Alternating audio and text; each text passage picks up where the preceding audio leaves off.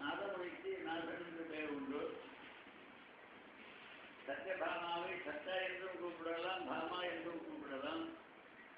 ஆகவே நாதமுனிக்கு உயர்ந்த பெயரே நாதமுனி என்றாலும் ரங்கநாதன் என்றே பெயர் உண்டு. அதனால்தான் நாதமுனி.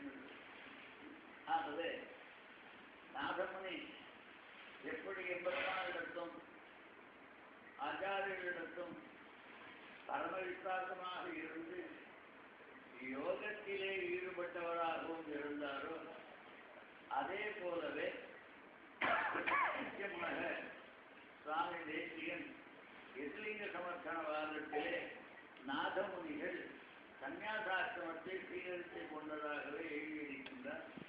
ஆகவே பல இடத்திலும் சுவாமி நாதமுனியோடு இந்த நாதருக்கும் சம்பந்தம் உண்டு. முக்கியமாக இந்த கஷேத்திரத்திலே திருவதாரம் பண்ணாலும் கூட ஸ்ரீமத் வேதவதம் லக்ஷ்மணமே பிராப்தாகமாம் தத்வயம். இங்கே கும்போணத்திலே ஆட்டுக்குட்டி சாமியார் படம் என்ற இடத்திலே 200 ஆண்டவனிடத்திலே எல்லா விதமான கிரந்தங்களையும் ஸ்வீகரித்தாயிற்று. அடுத்ததாக அவராலேயே வடுவூர் ராமபிரானிடத்திலே பரசமர்ப்பணம் பண்ணியாயிற்று. ஆகவே கிரந்தான்பயம் பரசமர்ப்பணம்.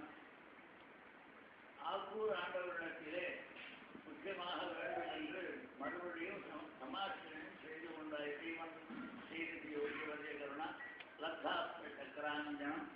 ஆகவே வந்தே அதெல்லாம் அவருடைய சுரூபத்துக்கு சாந்தி விரக்தி பூர்ணமாகும். ஆகவே இயல்பாகவே பிறக்கும் போது வாசனையோடைய பிறக்குமா போலே துளசியை போல பிறக்கும் போதே மிகச் சிறந்ததான வைராகியத்தியாகவும் சாந்தி பூர்ணராகவும் இருந்த காரணத்தினாலே சத்ருகானுவானை போல அனகனாக லட்சதா நீதா சத்ருகானிதா அனகா என்று வால்மீகி சொல்கின்றார். ஆகவே பாகவத சிறந்த ராசியத்திலே ஈடுபட்டவராகவும் எந்த விதமான பட்டாபங்களே இல்லாமல் மிக சாந்தியோடு இருந்த ஒரு பெரிய மகான். அந்த மகானுடைய திருநாமத்தை சொன்னாலும் அல்லது தியானம் செய்தாலும் நமக்கு எல்லா விதமான மங்களங்களும் உண்டாகும் என்று இந்த சந்தர்ப்பத்திலே சொல்லி எல்லோரும் செம்பரியாண்டவனிடத்தில் மிக கிருத்தஞர்களாக இருக்க வேண்டும், ஸ்ருதி உள்ளவர்களாக